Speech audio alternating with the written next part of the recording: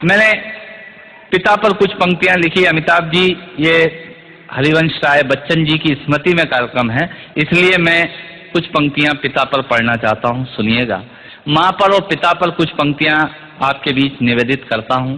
आप यहाँ जितने लोग बैठे हैं, मुझे नहीं मालूम कि किनकी माँ जीवित हैं और किन्होंने माँ को खो दिया, पर मेरा व्यक्तिगत मत यह है कि जिनकी माँ जीवित हैं, जिनके पिता जीवित हैं, वो दुनिया के सबसे संपन्न लोग हैं, वो दुनिया के सबसे अमीर लोग हैं, वो दुनिया के सबसे धनाढ्य लोग हैं। एक मिनट के लिए बचपन में लौटिएगा, याद कीजिएगा जब हम बहुत छोटे थे, माँ की गोद में थे, माँ का स्तनपान करते थे, तब माँ का एक स्तन मुंह में लेकर हमने उस माँ को दूसरे स्तन पर अपने छोटे छोटे पैरों से न जाने कितनी बार मारा, पर उस माँ ने हमें दूध पिलाना बंद नहीं किया। मित्रों, लात खाकर भोजन देने की शक्ति उस परमपिता परमेश्वर ने दुनिया में यदि किसी को दी है, वो सिर्फ माँ को दी है। माँ के अलावा ताकत किसी के पास नहीं है। मैं उस माँ की वंदना में करता पड़ता हूँ। याद कीजिएगा उन दिनों में जब हम चौके में, रसोई में बैठकर खाना खाया करते थे और माँ खाना बनाती थी, उस वक्त थाली पर बैठकर हमने जब भी इधर उधर देखा, वो माँ समझ गई और उसने नमक का डब्बा हमारी तरफ सरका दिया। हमारे बिना बोले को समझने वाली वो माँ, जब हम उसे खो देते हैं, वो माँ हमें बहुत याद आती है। वो माँ जो हमारे परीक्षा देते जाते वक्त दही की कटोरी लेकर शगुन बनकर आकर खड़ी हो जाती थी, उसे हम खो देते हैं, वो माँ हमें बहुत याद आती है। रमेश सोज की 4 पंक्तियां माननीय नेताजी यहाँ बैठे हैं, मैं पढ़ता हूँ, मुझे अच्छी लगती है कि बहुत रोते हैं लेकिन दामन हमारा नम नहीं होता, इन आंखों के बरसने का कोई मौसम नहीं होता, मैं अपने दुश्मनों के बीच भी महफूज रहता हूँ, मेरी माँ की दुआओं का खजाना समझ। स्वामीनाथ पांडे की 3 पंक्तियां सुनाता हूँ। स्वामीनाथ पांडे ने 3 पंक्तियों का उपन्यास लिखा। अमिताभ जी बैठे हैं, जया जी बैठी हैं। 3 पंक्तियों में पूरा उपन्यास लिख दिया। उसने लिखा, एक विधवा माँ थी, उसके 2 बेटे थे, एक बेटा नीचे वाले माले पर रहता था, दूसरा बेटा ऊपर वाले माले पर रहता था। विधवा माँ 15 दिन एक बेटे के यहाँ खाना खाती थी, विधवा माँ 15 दिन दूसरे बेटे के यहाँ खाना खाती थी। पर ये उस विधवा माँ का दुर्भाग्य था कि साल में जो महीने 31 दिनों के होते थे, उस एक दिन उस विधवा माँ को उपवास रखना पड़ता था। 9 महीने पेट में रखने वाली माँ जब एक जवान बेटे को एक दिन भारी लगने लगी, तब इस नालायक हास्य व्यंग के कवि ने कुछ पंक्तियां माँ के लिए लिखी, सुनिएगा, यात्रा कीजिएगा मेरे साथ। माँ संवेदना है, भावना है, एहसास है। माँ संवेदना है, भावना है, एहसास है। माँ जीवन के फूलों में खुशबू का वास है। माँ रोते हुए बच्चे का खुशनुमा पलना है। माँ मरुथल में नदी या मीठा सा झरना है। माँ मरुथल में नदी या मीठा सा झरना है। माँ लोरी है, गीत है, प्यारी सी थाप है। माँ पूजा की थाली है, मंत्रों का जाप है। माँ आंखों का सिसकता हुआ किनारा है। माँ गालों पर पप्पी है, ममता की धारा है। माँ झुलसते दिनों में कोयल की बोली है। माँ मेहंदी है, कुमकुम है, सिंदूर है, रोली है। माँ कलम है, दवात है, स्याही है।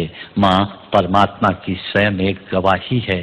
माँ त्याग है, तपस्या है, सेवा है। माँ फूंक से ठंडा किया हुआ कलेवा है। माँ अनुष्ठान है, साधना है, जीवन का हवन है। माँ जिंदगी के मोहल्ले में आत्मा का भवन है। माँ चूड़ी वाले हाथों के मजबूत कंधों का नाम है। माँ काशी है, काबा है और चारों धाम है। माँ चिंता है, याद है, हिचकी है। माँ बच्चे की चोट पर सिसकी है। माँ चूल्हा, धुआं, रोटी और हाथों का छाला है। माँ जिंदगी की कड़वाहट में अमृत का प्याला है।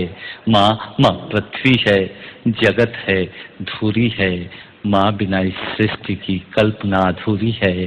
तो माँ की ये कथा अनादि है, ये अध्याय नहीं है, और माँ का जीवन में कोई पर्याय नहीं, और माँ का जीवन में कोई पर्याय नहीं है। तो